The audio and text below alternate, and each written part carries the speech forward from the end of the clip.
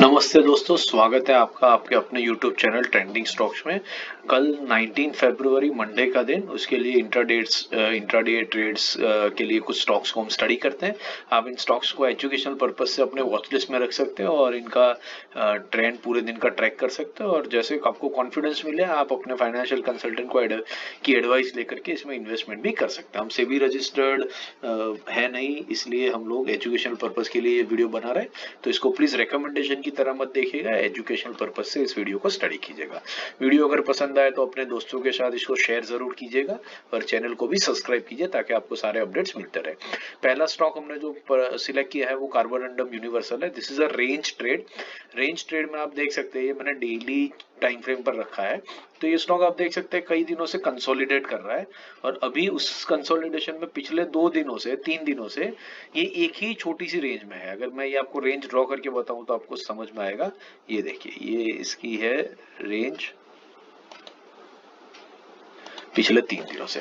आप देख सकती है ये जो रेंज है, ये रेंज बेसिकली 1100 से लेकर के 1133 तक की रेंज है। मतलब ऑलमोस्ट 3% की रेंज है, जिसमें ये स्टॉक नीचे आता है, ऊपर की तरफ जाता है, ऊपर से रिजेक्शन लेकर के वापस नीचे आता है। अगर हम 15 मिनट्स के टाइम फ्रेम पर देखें तो ये रेंज आपको अच्छे से समझ में आएगी कि स्टॉक किस तरीके से बिहेव कर रहा है। देखिए, यहाँ से इस स्टॉक ने रिजेक्शन लिया, नीचे तक आया, यहाँ से ये स्टॉक ऊपर तक गया, फिर नीचे आया, फिर ऊपर तक गया, फिर नीचे आया और फिर वहां से रेंज के मिडल में आकर के वापस से ये स्टॉक रुका हुआ है।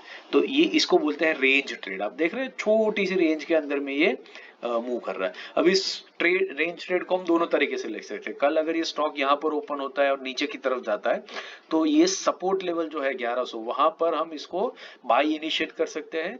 रेंज को अगर वो तोड़ देता है तो हल्के से स्टॉप लॉस 1 या 2 रुपए के स्टॉप के साथ में आप इसमें से बाहर भी निकल सकते हो। और यहाँ से रिजेक्शन लेकर के जब स्टॉक ऊपर की तरफ आता है तो हमें 3% की रेंज में एक खेलने के लिए टारगेट मिल जाता है। उसी तरीके से अगर ये स्टॉक ऊपर की तरफ ओपन होता है और ये हायर एंड पे आता है 1133 के आसपास में, और वहां से अगर ये स्टॉक नीचे की तरफ रिजेक्शन लेता है तो आप 2-3 रुपए का स्टॉप लॉस लगा करके इसको शॉर्ट सेल कर सकते हैं इंट्राडे में। तो 3% की रेंज में आपको एक छोटे से स्टॉप लॉस के साथ एंट्री मिल जाएगी।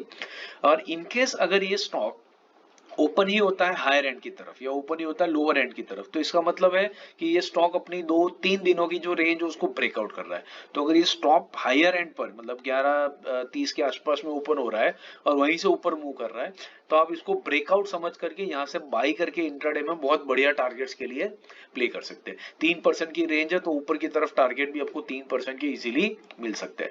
और अगर ये स्टॉक नीचे की तरफ ही ओपन हो जाता है 1100 के आसपास में ही, तो इसका मतलब है कि स्टॉक इस रेंज को ब्रेक डाउन दे रहा है।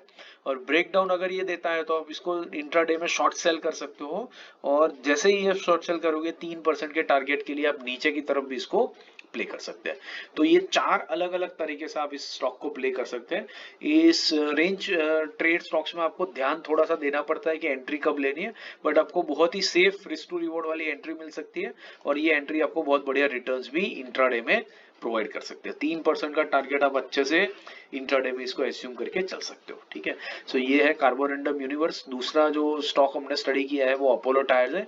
ये एक ब्रेकआउट ट्रेड है। सो अपोलो टायर्स का डेली टाइम फ्रेम में रख देता हूँ आपको।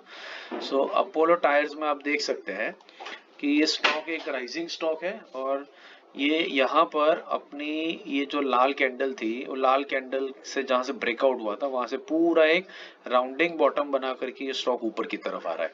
और यहाँ पर ये जो गैप था, ये वाला जो गैप, ये 2 लाल कैंडल्स के बीच में, ये एग्जैक्टली उसी गैप के पास में ये अप्रोच कर रहा है। अब हमें पता है कि गैप्स जनरली फिल भी की जाती है और ये गैप्स एक स्ट्रॉन्ग रेजिस्टेंस पॉइंट की तरह भी या सपोर्ट पॉइंट की तरह भी एक्ट करती है। तो हो सकता है कि ये जो लेवल है ये एग्जैक्टली आता है 532 के आसपास में। देखिए, ये है 532। तो 533 को अगर ये ब्रेक करता है तो ये स्टॉक ये पूरी गैप फिल कर सकता है, 539 तक जा सकता है। तो 5% का टारगेट हमें एक ही दिन में यहाँ पर मिल सकता है। और अगर ये गैप रेजिस्टेंस की तरह एक्ट करता है तो हम 531 पर इसको शॉर्ट सेल कर सकते हो और ये स्टॉक पूरा का पूरा नीचे आकर के 522 523 तक के लेवल्स तक आ सकता है, which is again 1% return in intraday.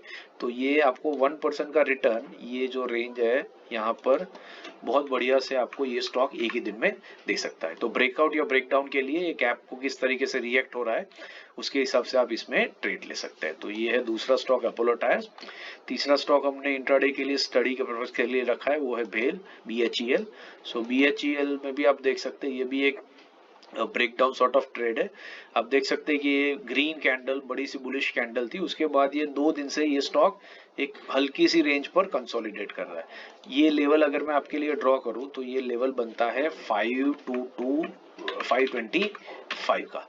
सो 525 इसके लिए एक रीटेस्ट भी हो सकता है या यहाँ से ये ब्रेकडाउन भी दे सकता है, ठीक है। सो 226 के ऊपर हम इसको बाई करेंगे 1% के टारगेट के लिए, और 225 को ये ब्रेक डाउन करता है तो शायद ये बुलिश ग्रीन कैंडल है उसके 50% तक का रिट्रेसमेंट वो इजीली नॉर्मली दे सकता है। बड़ी बुलिश कैंडल होती है तो 50% रिट्रेसमेंट इज अ नॉर्मल, तो 50% रिट्रेसमेंट हमें बहुत बढ़िया 5% का रिटर्न इंट्राडे में ही प्रोवाइड कर सकता है।